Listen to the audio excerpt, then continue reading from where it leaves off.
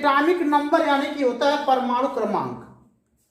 परमाणु क्रमांक आप भी जानते हैं, उसको अगर हम डिनोट करने की बात करें किससे प्रदर्शित करते हैं तो उसको हम जेड से प्रदर्शित करते हैं।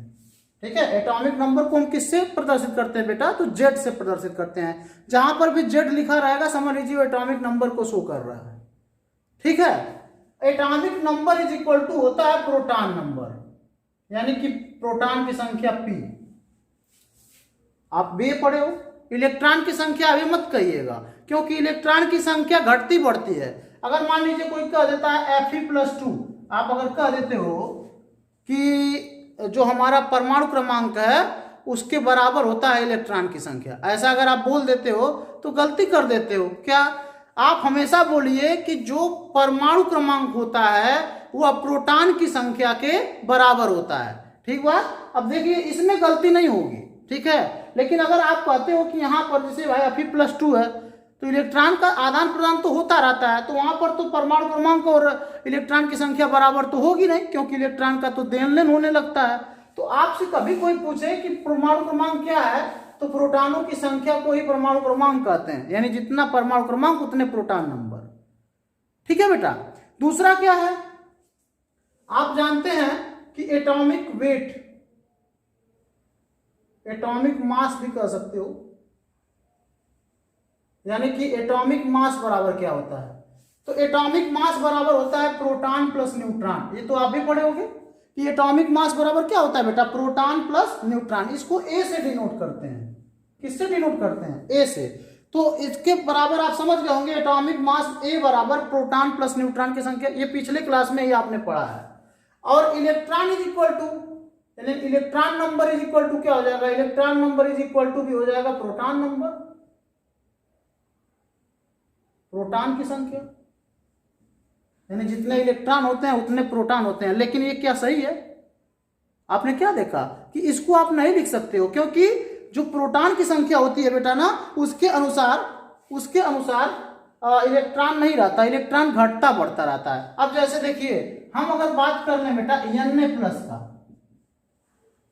ठीक है, Na+ में इलेक्ट्रॉन कितने होंगे, तो अगर आप यहाँ पर परमाणु क्रमांक तो 11 है, तो इसका परमाणु क्रमांक यानी Z बराबर तो 11 हो गया, प्रोटॉन बराबर भी 11 हो गया। ठीक है, तो क्या आप इलेक्ट्रॉन बराबर भी 11 लिख सकते हो, नहीं लिख सकते हो। क्यों नहीं लिख सकते हो, क्योंकि यहाँ पर उन्होंने एक इलेक्ट्रॉन को दान कर दिया, यहाँ पर इलेक्ट्रॉन कितना है, 10 है। इलेक्ट्रॉन कितना है बेटा, 10। तो आप इलेक्ट्रॉन के लिए कौन सा सूत्र लगाओगे बताओ, तो मैं बताता हूं क्या सूत्र लगाओगे। आप लगाना इलेक्ट्रॉन बराबर प्रोटॉन नंबर माइनस चार्ज। अब ये सूत्र काम करेगा, तो इलेक्ट्रॉन की संख्या बराबर सूत्र क्या हो जाएगा, प्रोटॉन की संख्या माइनस चार्ज। कैसे, देखिए यहां पर प्रोटॉन की संख्या कितनी थी, 11, और चार्ज कितना था, 1, तो कितना हो जाएगा इलेक्ट्रॉन की संख्या, 10। देखो मस्त है ना। क्लोरीन पर ये देखिए अप्लाई होता है कि नहीं, क्लोरीन -1।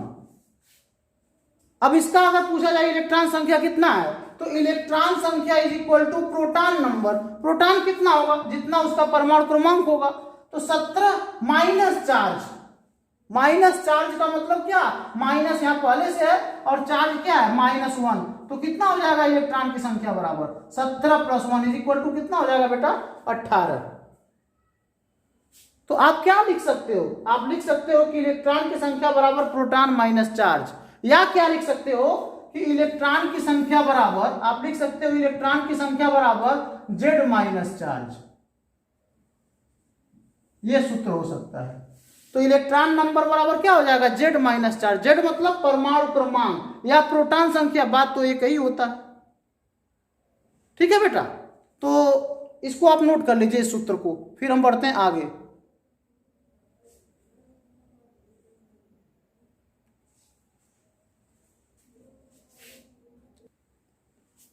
तो आपने नोट कर लिया बेटा, तो हमने एक बेहतरीन सूत्र प्राप्त किया है कि अगर इलेक्ट्रॉन की संख्या निकालनी होगी तो कभी मत कहिएगा, अब आप छोटे बच्चे नहीं हो बेटा, 10th तक पढ़ाया जाता है कि जो परमाणु क्रमांक है इलेक्ट्रॉनों की संख्या के बराबर हो, हम लोग भी पढ़ाते हैं।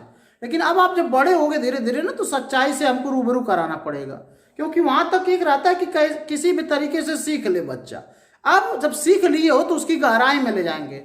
आपको याद होगा जब मैं 10th में केमिस्ट्री पढ़ाता था तो हर बात पे कहता था इसको 11 में देखा जाएगा, क्योंकि ये 11 में ये चैप्टर है वो चैप्टर है। अब समय आ गया है कि उसको बताने का कि उसमें क्या ट्विस्ट था। ठीक है, तो जैसे एक ट्विस्ट तो आप आज ही देख चुके हो कि हमेशा बोलते थे कि प्रोटॉन की संख्या बराबर इलेक्ट्रॉन की संख्या। आज से नहीं बोलोगे, आज से बोलोगे इलेक्ट्रॉन की संख्या इज इक्वल टू प्रोटॉन की संख्या माइनस चार्ज आवेश, ये बोलना पड़ेगा आपको। और क्या बोलोगे, atomic number Z is equal to proton number, atomic mass A is equal to proton plus neutron, तो ये तो निकाल सकते हो। और न्यूट्रॉन की संख्या बराबर क्या होगी, अब ये भी बताओ, न्यूट्रॉन की संख्या बराबर, तो कोई भी सूत्र लगा दो बेटा, यहां से लगा सकते हो, न्यूट्रॉन की संख्या बराबर A माइनस पी, लग सकता है ना बेटा, न्यूट्रॉन की संख्या बराबर A माइनस पी, यहाँ पे न्यूट्रॉन n लिखना पड़ेगा, n इज इक्वल टू एक सूत्र और हो सकता है, p is equal to z होता है ना, तो a माइनस जेड भी हो सकता है, यानी न्यूट्रॉन की संख्या बराबर a माइनस जेड भी लिख सकते हो, न्यूट्रॉन की संख्या बराबर a माइनस पी भी लिख सकते हो, इलेक्ट्रॉन की संख्या बराबर z माइनस चार्ज होगा, या इलेक्ट्रॉन की संख्या बराबर p माइनस चार्ज यानी प्रोटॉन माइनस चार्ज भी हो सकता है। तो ये दो सूत्र और लगा लीजिए। ठीक है बेटा, अब देखिए कुछ हम उदाहरण लेते हैं। जैसे हम उदाहरण लेते हैं आयरन 2656, ठीक है, आयरन है हमारा बेटा, लोहा है 2656। अब इसका कोई पूछे कि इसमें न्यूट्रॉन की संख्या कितनी है, न्यूट्रॉन की संख्या कितनी है, तो आप क्या करोगे, लिखोगे न्यूट्रॉन की संख्या बराबर परमाणु भार यानी A माइनस जेड, जेड भी लिख सकते हो, कोई दिक्कत नहीं। तो न्यूट्रॉन की संख्या बराबर परमाणु भार 56 और माइनस परमाणु क्रमांक 26 इज इक्वल टू कितना हो गया, 6 में से 6 गया 0, 5 में से 2 गया 3, यानी न्यूट्रॉन की संख्या कितनी आ जाएगी बेटा 30। तो न्यूट्रॉन की संख्या निकालनी होगी तो क्या करोगे आप, परमाणु भार से परमाणु क्रमांक को घटा देना है, यानी ऊपर वाले संख्या से नीचे वाला संख्या घटा देना है।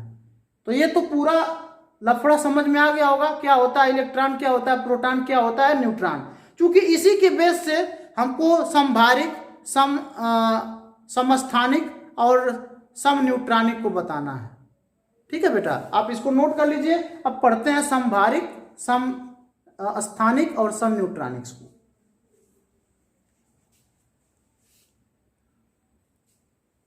समस्थानिक क्या होता है, तो देखिए बहुत लोग बोलते हैं कि ऐसे तत्व जिनके, वही गलतियां जो आप 10th तक करते आए हो, कि ऐसे तत्व जिनके परमाणु क्रमांक एक ही हों और परमाणु भार अलग अलग हों, उनको बोलते हैं समस्थानिक। स्थान उनका एक ही हो, यानी परमाणु क्रमांक एक ही हो, परमाणु भार अलग अलग हो, उनको बोलते हैं समस्थानिक। यही लिखते हो ना, यही लिखते आए हो आज तक, लेकिन ये गलत है बेटा। हमको क्या बोलना है, एक ही तत्व के परमाणु, एक ही तत्व होता है। जैसे हाइड्रोजन का 1H1, 1H2 और 1H3। अब देख लीजिए, ये कोई और तत्व नहीं हो सकता है। ऐसे कोई दो तत्व बताओ जिनका एक परमाणु क्रमांक एक ही होता हो, संभव है क्या?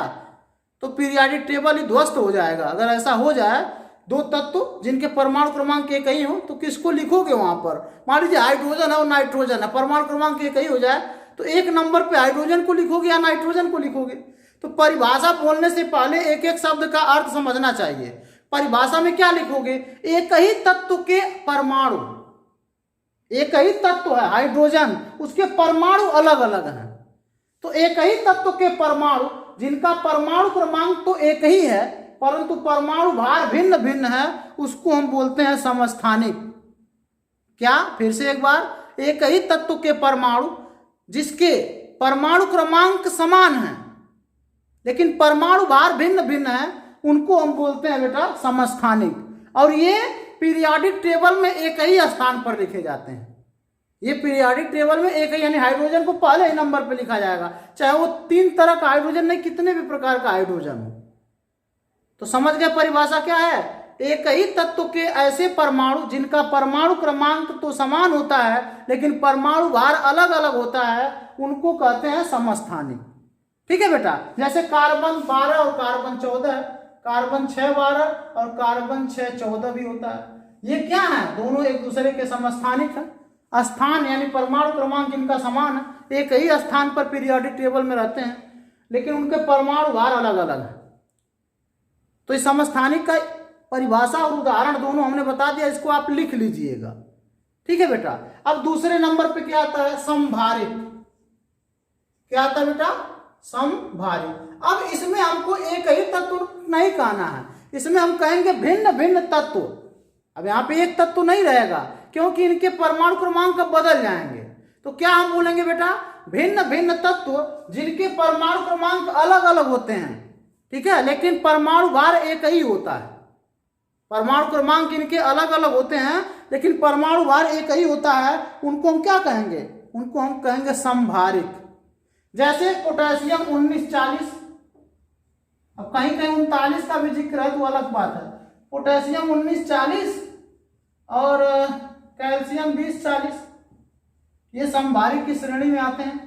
पोटेशियम 1940 वाला भी मिलता है बेटा, आप घबराइएगा मत, कहीं 1939 भी लिखा रहता है तो इसके लिए मिस्टेक मत होइएगा। पोटेशियम आपका 1940 हो गया, कैल्शियम आपका 2040 हो गया और आपका कैल्शियम 2040 हो गया। ये क्या है, दोनों समभारिक है। यहाँ पे देख पा रहे हैं इनका भी भार 40 है, इसका भी भार 40 है, तो इसको क्या कहेंगे बेटा, इसका। और एक आर्गन भी होता है, याद रखिएगा, आर्गन का भी 1840 होता है, ठीक है। तो इनका परमाणु क्रमांक तो भिन्न भिन्न है, अलग अलग तत्व भी हैं लेकिन इनका परमाणु भार एक ही होता है, इनको हम बोलते हैं समभारिक।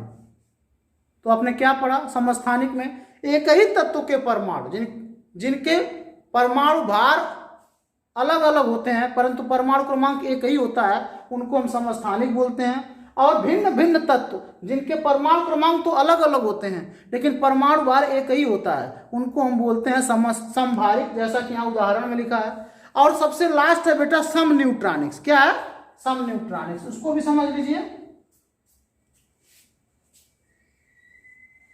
सम न्यूट्रॉनिक्स ये थोड़ा सा कठिन लगता है बच्चों को, इसलिए आप इस पर ध्यान लगाइएगा, क्योंकि समस्थानिक और समभारिक सब बच्चे जानते हैं लेकिन सम न्यूट्रॉनिक्स में उनको दिक्कत होने लगती है।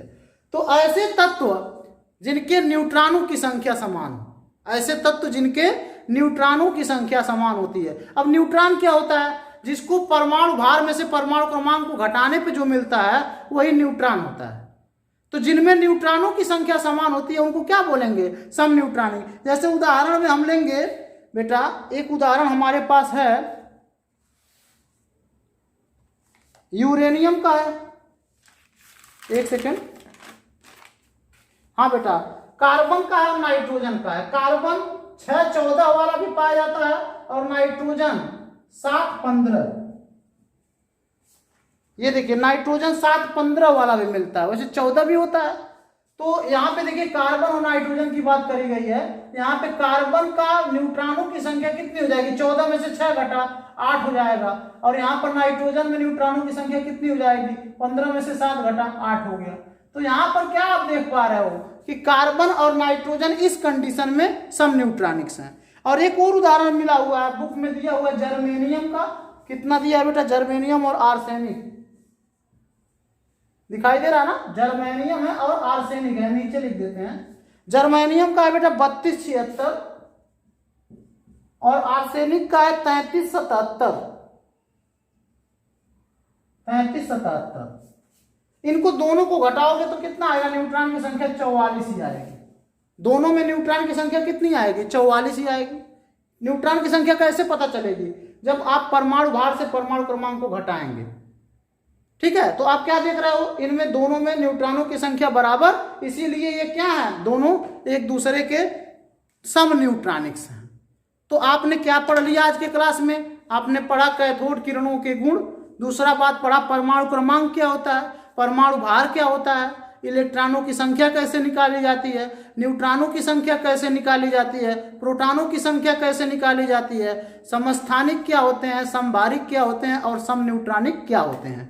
अब इसको परिभाषा मैं नहीं लिखा रहा हूं, इसको आप लिख लीजिएगा, उदाहरण आपके सामने, इसको नोट कर लीजिएगा। कोई दिक्कत बेटा, उदाहरण नोट कर लीजिए, 2 मिनट का मैं समय दे रहा हूं, नोट करिए इसको। कल एक नए चैप्टर के साथ नए क्लास में, तब तक के लिए अपना ध्यान रखिए। आपका दिन शुभ हो।